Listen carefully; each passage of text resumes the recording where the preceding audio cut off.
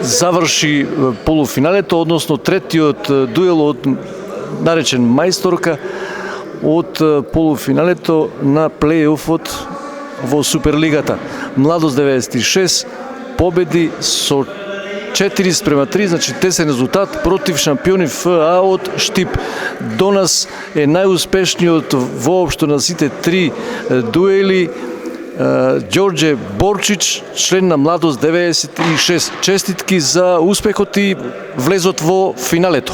Hvala za čestitke, da, kao što ste rekli 4-3 u Majstorici, težak meč, očekivali smo da će da bude teško, Amelija je danas odigrala odlično, dobila 2 partije, ali uspeli smo u dublu posle izgubljenog prvog seta da preokrenemo i da dobijemo i sad 7. juna nas čeka finale, vidjet ćemo da li će biti Kriva Palanka ili Telekom Nec. Вие, Ѓорđe Борчич, од 7 партии имате 7 победи. Како се случи тоа? Беше сигурно напорно до самиот крај.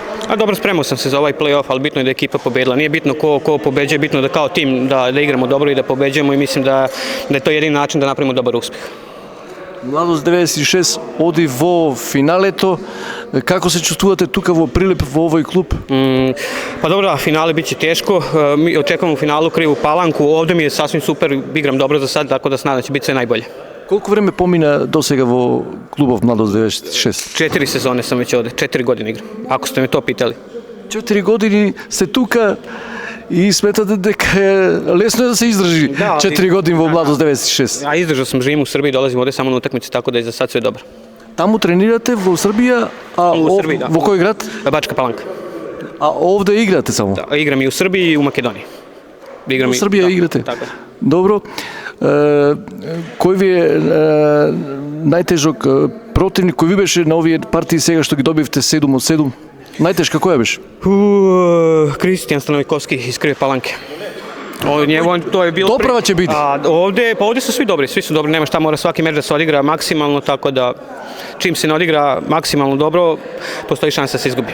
Значи Станојковски предходно беше во основниот дел од лигата, Суперлигата, но и сега ќе престои најверојатно во финалето. Најверојатно ćemo da igramo sa Kriva Palanka. Tako je, naјверојатно ćemo protiv Krive Palanke da igramo u finalu, vidjet ćemo, ali ja mislim da ćemo protiv njih. Прилеп го сака пинг-понгот, еве имаше публика и за пинг-понг овде кај нас. Pa dobro, bilo je publike, šta? Bilo je lepo, da. Значи убаво да се игра пред публика. Jeste, naravno. Što više publike, to bolje za sport. Дали може публиката да биде фактор и против Крива Паланка? Igramo tamo, ćemo igrati prvi meč, ali ja se nadam da će ići publika odavde. Меѓутоа, реванш од овде. Ako pobedimo, revanš da. Ako izgubimo, onda je gotovo, pošto već gubimo 1-0 od njih, pošto smo 2 puta izgubili u regularnom delu, da. Добро, ние сепак се надеваме на реванш овдека, значи да се победи таму. Moramo tamo da pobedimo, tako je da bi igrali ovde. Ви благодарам и ви пожелувам и понатаму успех во кариерата и со клубот Младост 96. Hvala vama, sve najbolje vam želim.